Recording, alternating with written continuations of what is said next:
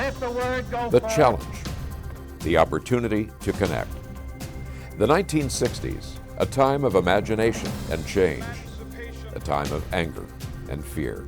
The 1960s, a pioneering program called Challenge Good evening, ladies and gentlemen. that looked at our connections, our divisions, through the lens of shared values.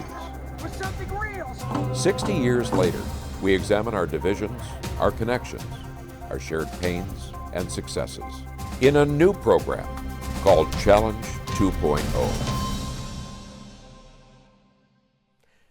112 years ago, Washington became one of the first states to adopt the initiative and referendum process. This gave citizens the ability to overturn laws and write new ones, essentially acting as a check on the power of elected officials and on lobbyists. But some assert the initiative process has been co-opted by the wealthy and powerful. Several initiatives on the ballot this year are sponsored by a hedge fund manager who has spent $6 million of his own money to promote them and hired out-of-state operatives for the campaign. In this edition of Challenge 2.0, we'll examine the implications of this trend. So I'd like to welcome Kristen Ang, not a stranger to our program by any means. You've been on a number of times and appreciate your making the trip again. Kristen, of course, the Policy Engagement Director for Faith Action Network. And I really appreciate being able to hear some of your perspectives on these initiatives. I understand that the ballots are in the mail. Some people have started receiving those. As we tape this, I should point out. And we want to focus on two of them in particular, but I think it would be worthwhile to step back a little bit and look at the unique dynamic that all of them essentially share, and that is that a hedge fund manager from Redmond called Brian Haywood has been personally funding at least the initiation of these initiatives or referenda, reportedly spending $6 million out of his personal treasury and hiring out-of-state operatives. When you have an initiative that isn't a broad-based, at least at the outset, but rather the work of one individual, how do you, from your experience both in the political arena and also representing faith communities, what is your view of that? How do you react to that? Well, thanks for having me, Jeff. The fact that one single wealthy individual is crafting and funding state policy is quite problematic and undemocratic. Our faith perspective emphasis is on the benefit of the many and the welfare of the general collective, not the interests of a wealthy few and powerful. By having all this money and getting into politics, he gets to write the initiatives. And usually when one single individual does that, it can be misleading and a bit disingenuous. And only looking after their particular interests. Whereas initiatives or legislation that comes from the grassroots, particularly I think this undermines the legislative process and actually stifles legislation that could be forward-thinking to address our societal challenges, because our legislators will wonder, is this bill, particularly those that are challenging or controversial, will this simply be overturned? Whereas if you pass a bill through the legislative process, this is being screened and debated by duly elected representatives. They debate, they research, they consult experts, they reach out to stakeholders, goes through a hearing process, and then it gets voted on by your duly elected representatives, which is more reflective of democracy than one single wealthy individual crafting state legislative policy. And that's the issue here. These particular initiatives themselves, why the faith communities like Faith Action Network and those with us, like Earth Ministry, is opposed to all four initiatives because it runs counter to the core values of equity, justice, and protecting our planet. Christianity, Buddhism, Islam, they particularly are united in, promoting fairness and caring for the vulnerable and for environmental stewardship. And these particular initiatives run counter to that. And it was sort of ironic that Mr. Haywood was celebrating his financial muscle and the ability to get these onto the ballot. But then when it turned out that they were being opposed in advertisements and opposing television ads, if we could call them that, by individuals with even deeper pockets, Then he started to complain about being poor by comparison. Did that strike you as a bit of an irony in this too? It's quite ironic. When you have so much money, I would say that this takes out the focus and emphasis on the substance of these issues. Instead, we're focusing on who's spending more. And that wins the day rather than whether or not this policy serves the public and the community. Well, those are all big issues. I think we should probably dwell on some of the initiatives themselves. Why don't we begin by looking at the one that would repeal the Climate Commitment Act, Initiative 2117. What concerns you most about that? Well, Initiative 2117 would repeal the Climate Commitment Act. That is one of the major climate justice legislation we have here in Washington State. It is a tool to reduce our greenhouse gas emissions from 2019 to 2030 by half, and then 95% by 2050. It formed a cap and trade program, capping the pollution of those who pollute the most, businesses and utilities that emit 25,000 metric tons or more. That's about 160 organizations and businesses. And they pay in, and that actually got about over $2 billion so far. And this money is being used, these funds are being used for the clean energy transition and for some major transportation projects that would ease congestion. It also addresses climate resiliency with tribes, as well as sea level rise, electric school buses, restoring habitat, fish passages, all sorts of projects, so community solar, wind, as well as multimodal transportation. And this particular initiative would gut that. And this would, again, benefit the few who really want this to happen at the expense of our community and future generations. This particular initiative, if it were to pass, would have an impact beyond Washington State. It would send a signal to other states and to the world, since Washington is a climate leader, that addressing climate change or climate justice is negotiable. It would weaken the resolve of other states because they would look to us like, if Washington is a leader and they couldn't even do this, what more of us here in this particular state or in this country? What else can we do to actually address GHG? This is that tool that we're using. Greenhouse gas emissions. Okay. This has been portrayed by some of the promoters of this initiative as something that is unique in the sense of a policy direction that hasn't been done before and is unproven. And from my reading, some of these measures to address carbon, et cetera, have been done elsewhere and have been fairly successful. What's your experience with that? Yes, we're not the first. California has done this, and California is also a climate leader. They've been able to reduce carbon emissions, greenhouse gases, while also being a leader in the clean energy economy. And so this is not just about reducing whether diesel particulates or greenhouse gases. It's actually would stifle innovation and also clean energy jobs. This is the way of the future. And so in some ways, this would cripple our economy and not make us as competitive. One of the arguments that they've used is they say you're paying more money at the gas pump for your gasoline. This is going to go ahead and roll back those prices. Do you agree from your analysis? If this passed, would we expect to see our gas prices drop? Or is that essentially an argument that isn't based on really strong evidence? There is no guarantee that if Initiative 2117 should pass, that your gas prices will decrease. And they're not even promising that. If they are, they shouldn't. If you take a look at gas prices, it goes up and down. Probably when it was highest was during the, I would say, geopolitical crisis of Ukraine, when that first came on back in 2022. But the Climate Commitment Act has been there, and gas prices are lower now since 2022, and the Climate Commitment Act has been in effect.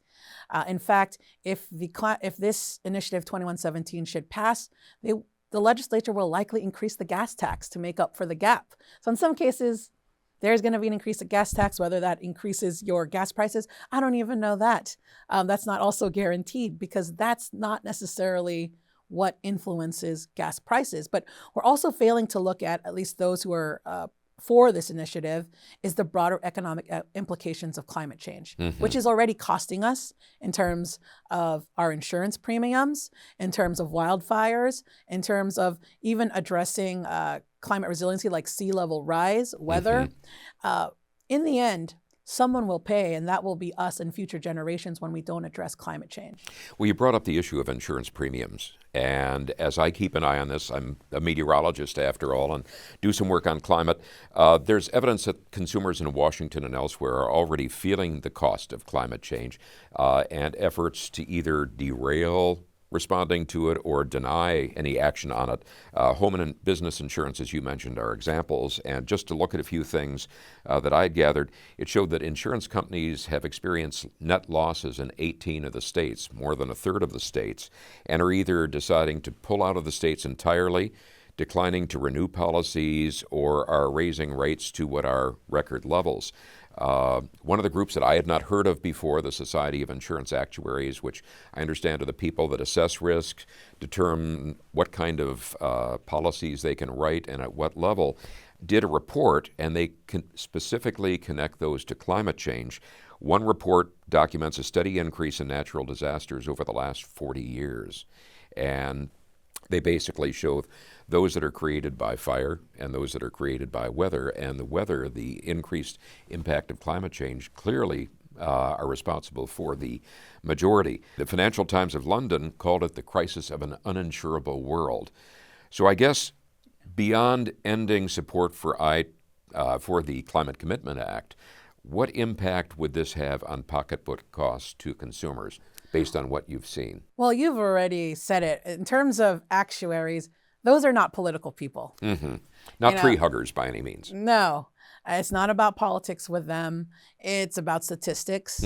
It's about science. And so they have pointed to the causation and correlation about insurance policies and costs based on the exacerbation of climate change.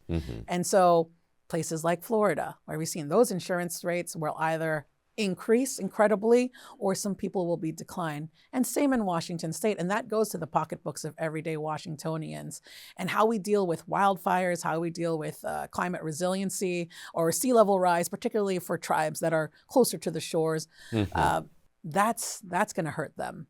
I would say that even some of the projects, the jobs that are related to what the Climate Commitment Act is funding in terms of transportation infrastructure, that will affect them. And those people who use those particular roads, the kids' health in terms of being affected by diesel particulates. If we don't fund electric buses, or if we don't electrify, diesel particulates will not decrease. And so we're talking about pocketbook health as well as general health for our public. There was a study done by Harvard University a couple of years ago, and it basically estimated that 1/5 of all deaths, which would account for, I think in current statistics, about 700,000 deaths a year, are related to people inhaling either fossil fuel particulates or the gases associated with them. One of the points that struck me as being very interesting, and we see that, is the development of green jobs. You also work in the Port of Tacoma. Yes. You have the overview in terms of the legislative process. What do you see of jobs that have been created, both in terms of the reach of these, the accessibility to people wanting to enter or move up in the job force? What are you seeing that's enabled as we get more of these green jobs? I think likely it's the jobs in cleaner fuels, in decarbonization, in transitioning some of our equipment into either zero emission or lower emission fuels.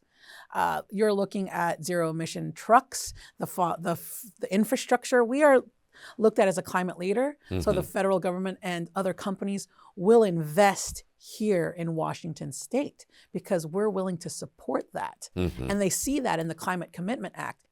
Even the fossil fuel companies, they're diversifying because they see the writing on the wall. And so they're looking for places to invest as well in renewable energies and clean energy. Now, I know you watched the debate that was, I think, done at Seattle University between the sponsor of the initiative and one of the opponents of the initiative. Anything that particularly stood out for you in that? I think it's probably the misleading message about, again, the gas prices and the gas pump. I think this is what's being told to the people, yet there's no guarantee Right. that gas prices will go down. They simplify it, oversimplify it.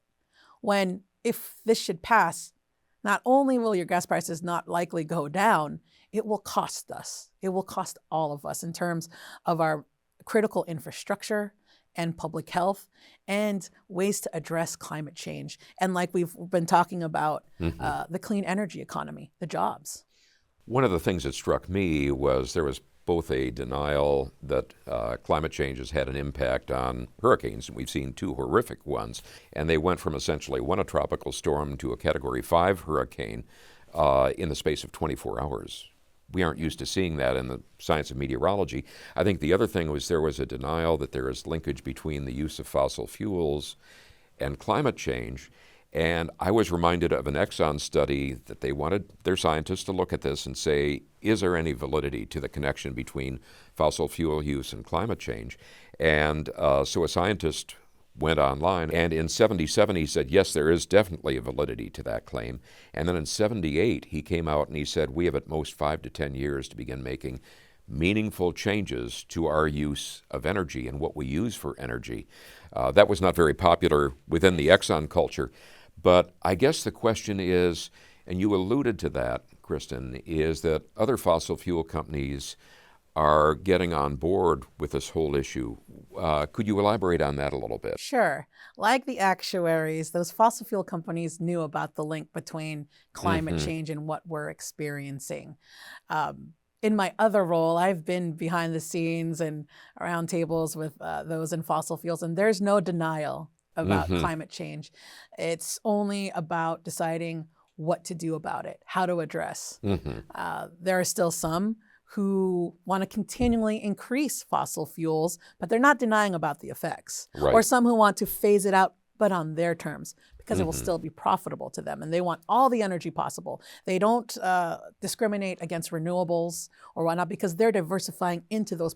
They're putting renewable energy, clean energy into their portfolio because they know that that is the way of the future. It's going to allow their companies to be able to exist and be prosper on some profitable. level. They also know that this is a very profitable way. That's where the jobs are going to be. That's where you get broad public and community support and government support. So, and our government in particular has incentivized companies and businesses to go into clean energy and renewable, whether that's the Bipartisan Infrastructure Act, Inflation Reduction Act, and even our own state. And that's why we've been able to have businesses and investments here in Washington, because we are climate leaders and those fossil fuel companies are diversifying their portfolio. This is why you don't see a lot of fossil fuel monies in the yes for I-2017, the way you've seen them oppose anything environmental or in the past.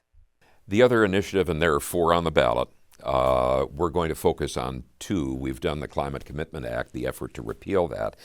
The other one is an initiative that would repeal the capital gains tax. Can you maybe give us an overview of why this was enacted and what would be the consequences if that was repealed?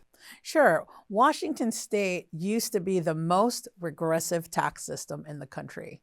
We were 50th. Now we're 49th. Because we passed this capital gains tax and the working families tax credit. We have over 100 billionaires in Washington State and many, many more mega millionaires. There are only likely 8 states in the United States, I believe, who don't have a capital gains tax. So 42 do have capital gains tax. I have to take a look at that, but it's a majority have a tax. Right. And even a majority have an income tax. So in some cases, this particular capital gains, I would say that we are still a regressive tax state at 49th, but we're not last. I would say that this particular capital gains tax, it was trying to address income inequality and raise revenue for our K through 12, early learning, early childcare, things that our community needs. And it impacts the tax. It impacts only 0.2% of the population, about 4,000 taxpayers. In fact, it's a 7% tax on profits, not even the sale, if you have a profit of $250,000 or more. And this even excludes retirement accounts, farms, etc.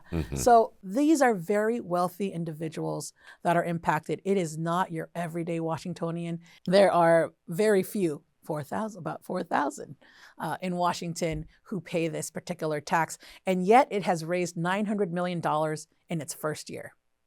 And that money has gone to the K schools. through 12, et cetera. Early childcare, early learning, things that we said as a society we needed. And if this particular initiative should pass, it would gut our budget. Would likely we'd need a special session to address the lack of funding.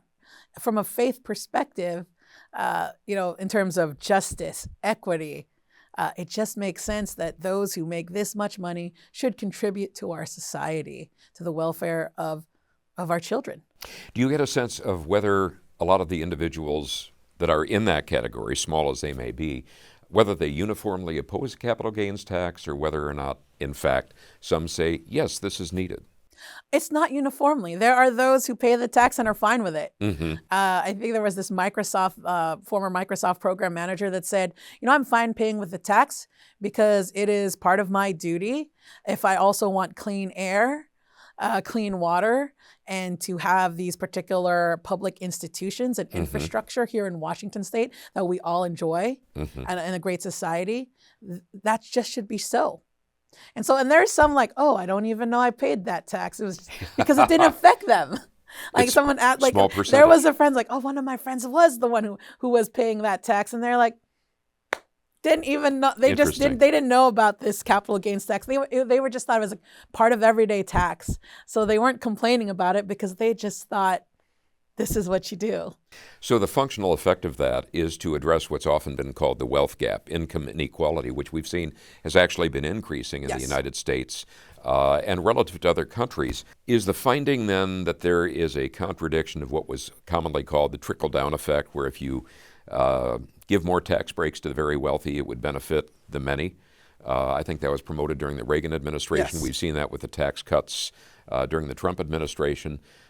You've not seen evidence that this actually has that effect then? These past 40 to 50 years has shown us trickle-down economics does not work. In fact, has angered so many people from all over the political spectrum because we have seen an increase of wealth in the 1% or a concentration of wealth. The income disparity has increased vastly, while lower and middle income has not. It has stagnated. And this is why you see people struggling to pay for housing, for groceries, because their incomes have not raised. Their wealth has not increased. If you see wealth building, most of that wealth has concentrated in the top 10 or the top 1%, I should even say. Right. Or the 0.1 of that 1%. So that's where that wealth has gone.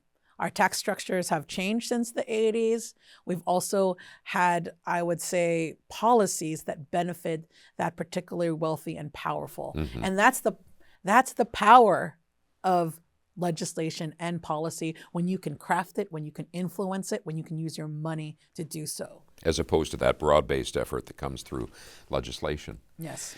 You represent, from Faith Action Network, a variety of different faith communities. You alluded to that, Christian, Judaism, Islam, Buddhism, and others. What commonality do you see in their faith response to these initiatives that have been put on the ballot? The core values is social justice and protecting the vulnerable and protecting the planet, environmental stewardship. These particular initiatives go against that, whether that is Initiative 2109, which is the capital gains tax. That's just basically a tax cut for the wealthiest in our state. And then it would gut early childcare, early learning, K through 12. Initiative 2117 would take away the tools for us to reduce greenhouse gas emissions, as well as move us to the clean energy transition and provide some funding for our major transportation projects that benefit the community, as well as solar and whatnot. And then you see Initiative 2124, the Long-Term Cares Act, that's to protect the vulnerable. And then Initiative 2066, that one's, I think, is very misleading because they say it's to protect your natural gas, but there is no law that takes away your natural gas. But that particular initiative itself actually takes away choice, because then it's telling your utility you can't even offer incentives for people to have clean energy. And so in some cases, it's to take away choice and likely increase energy costs in the future because your utility can't even plan for a clean energy future. Any last points that we've not covered that you'd like to bring up? I would say just vote no. we recommend vote no on these particular initiatives because it will take us back, Washington's progress, but also it will be detrimental and harmful for all of our communities in Washington state. And yet it just benefits the very few and powerful when it comes to the capital gains tax. These initiatives were bundled, and yet, in my opinion, hedge fund managers or like Brian Haywood particularly are looking at the capital gains tax because they want to slide that in there. Because that's probably the least popular out of all of them. If you asked your everyday Washingtonian, are you willing to tax these 0.2% of the population who have hundreds of millions or billions for early childcare and education? They'd probably say, yes, I would tax them more because we're getting taxed, but they're not. But then you bundle it in all these other initiatives to confuse people. Kristen, thank you so much for educating us on this, giving the benefit of your perspective and experience on this as well. I know as we talked about, the legislative session is going to be coming back up in January. Faith Action Network always has a lot of effort designed to look at that. And so we'll hope you'll come back and speak with us then as you begin to look at what your efforts are going to be. But again, thank you very much. Thank you for having me, Jeff. And we'll look forward to having you back. Great. And thank you very much for tuning into this episode of Challenge 2.0. We hope you'll join us again with the next episode next week. Thank you.